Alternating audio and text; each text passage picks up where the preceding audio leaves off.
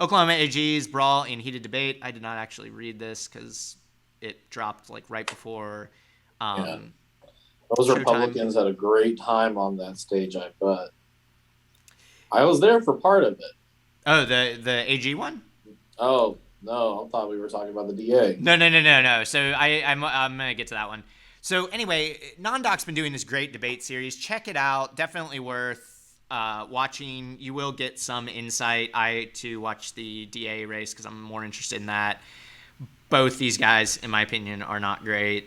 Gentner Drummond's probably a little better than O'Connor, but they're gonna be like, yeah, Drummond's beholden to the tribe. So anyway, O'Connor is gonna play up the Stitt angle. He was appointed by Stitt.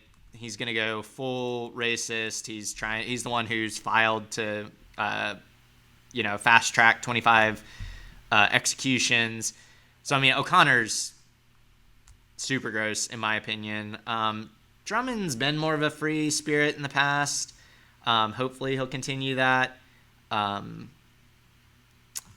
we'll see. Anyway, yeah, check out the So, article. Read up on him if you're in the Republican primary and want to and vote. this is, I mean, I mean, literally, I mean, he's John O'Connor said he favors asking Congress to disestablish the tribal reservations in eastern Oklahoma.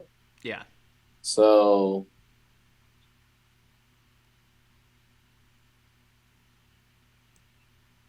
It is interesting though, the more that goes on, how much Stitt and O'Connor really are concerned about tribal sovereignty writ large around civil law as well. I'm telling you, Oklahoma could be a really fun place in like 20 years if the tribes really get all the freedom that they deserve.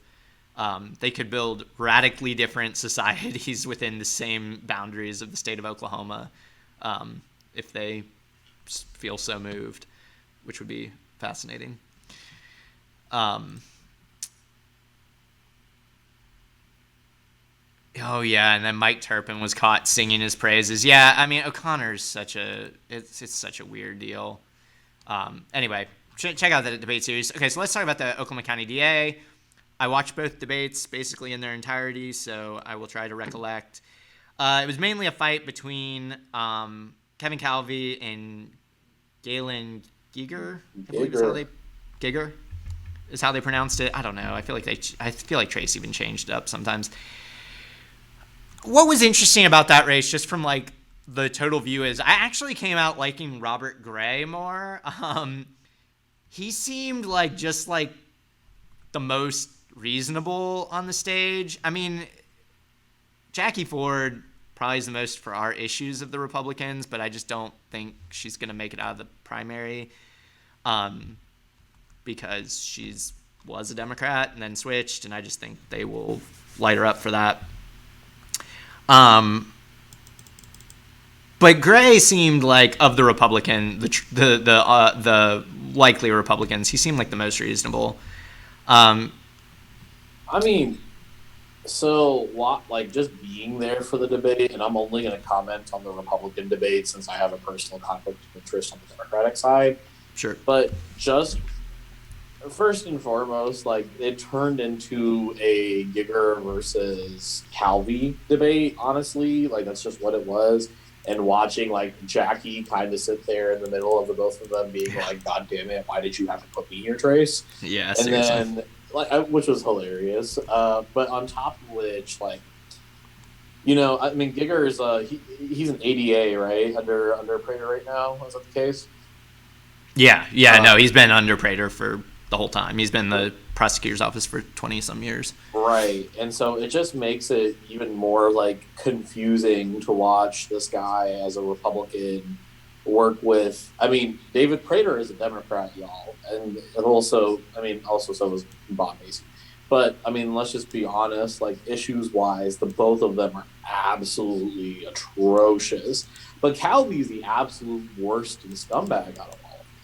Like this is the same man who, like, I saw some members of like, Julius Jones coalition that was there, Mama Jones was there. This is the same guy who was literally on stage saying, like, yeah, I believe this man should be killed. Like, and he's only going to continue doing some more, talking about how he is not going to, he's going to drop the charges against the cops. Whenever it comes to Stavion Rodriguez, like he just doesn't care. Like that's ultimately what it is that he does not give two flying fucks about whether or not like doing the right thing or the good thing or not. Like he just wants to get elected to office. And the fact is, at the end of the day, like the Republicans want the district attorney's office so bad because of all the protections it includes over corruption at the state capitol, which, albeit, I mean, between Calvi and Giger, like Nick, do you think like Giger is going to continue that legacy that David Prater has about basically, screwing over everyone? Oh yeah. Well, I mean, I don't know that I don't get the sense that he's as politically astute. I thought he looked pretty weak, to be honest. Like he's probably a pretty tall guy from what I can tell, but he had a tendency to like lean on the podium a lot and just do things that like to me sort of showed sort of a arrogance that didn't suggest to me that voters would find him particularly appealing. I know I'm using like aesthetic arguments here, but more importantly, I mean, Prater's office is deeply unpopular with like almost everybody in the sense that like he prosecutes his political enemies, he's a bully, he, kind of talks out both sides of his mouth. And I think that's where, you really saw that a lot in this. I mean, he tried to weasel out of, things that the prosecutor's office has done that Calvi was trying to call him out on. And, he just didn't have good answers for any of it. Like, it was just sort of like, it sounded like a lot like excuse making, to be honest, like why they declined to prosecute charges against, sexual assaults at Mount St. Mary's and some other things. And Calvi, like, again, he is terrible and he's going to do terrible things with the office, but he's a really good politician. Like, he's able to find, like, the one little thing and just needle it. And Giger came across as defensive and,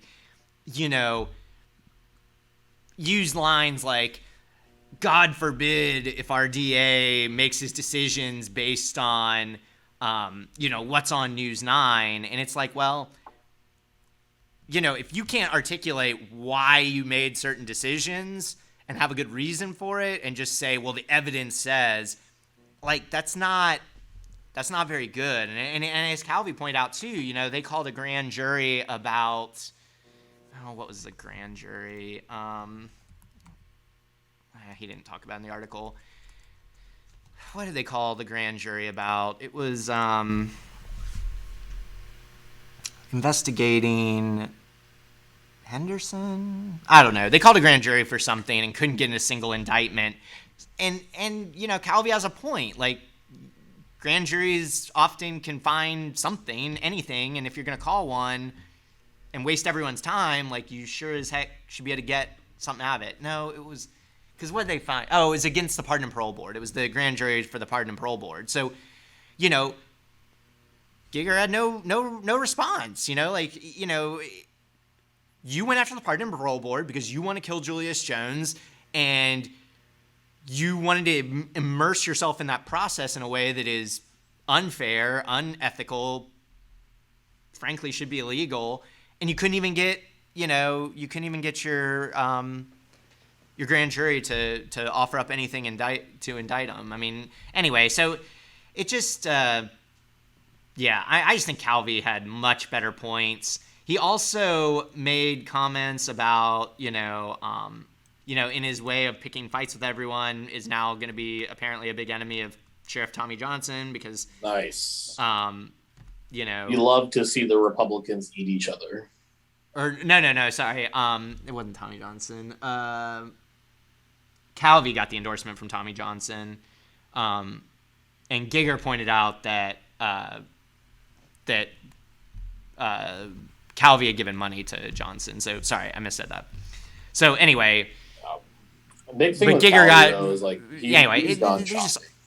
there's just all sorts of weird interplays in the primary because like many of the FOPs endorsed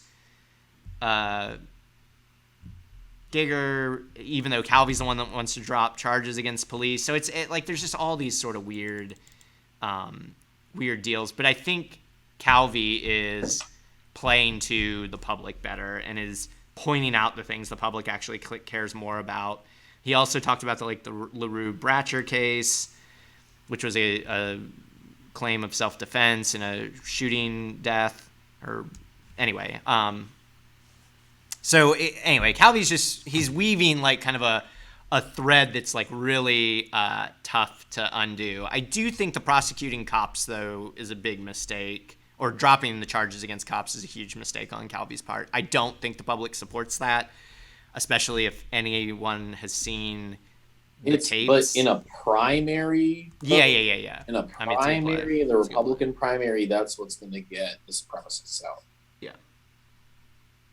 So yeah, I mean, yeah, just Giger just had weak responses to everything. Like, arguing about his campaign contributions. Like, look, you should have a better relationship with Tommy Johnson if you wanted to get his endorsement. So anyway, I just think Calvi is going to walk off with this thing. He's raised a lot more money, and he's just a much better politician. But the terrifying thing is Calvi's going to come back in the general and give fits to the Democrats if they are not able to, paint Calvi as sort of the radical and chaotic and disruptive person that he is. We'll see.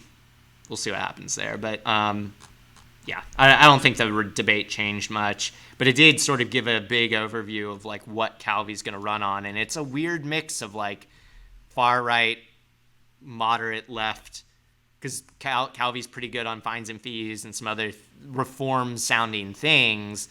I just don't know what Calvi will do in practice, and have a huge amount of skepticism that he will do anything remotely progressive. And I think he could do stuff that is extremely regressive, especially with regards to like police violence and things like that. Thanks for watching our video. Please give it a like and hit that subscribe button for more content. If you want to engage with us, follow us on Facebook, Twitter, Twitch, and Instagram.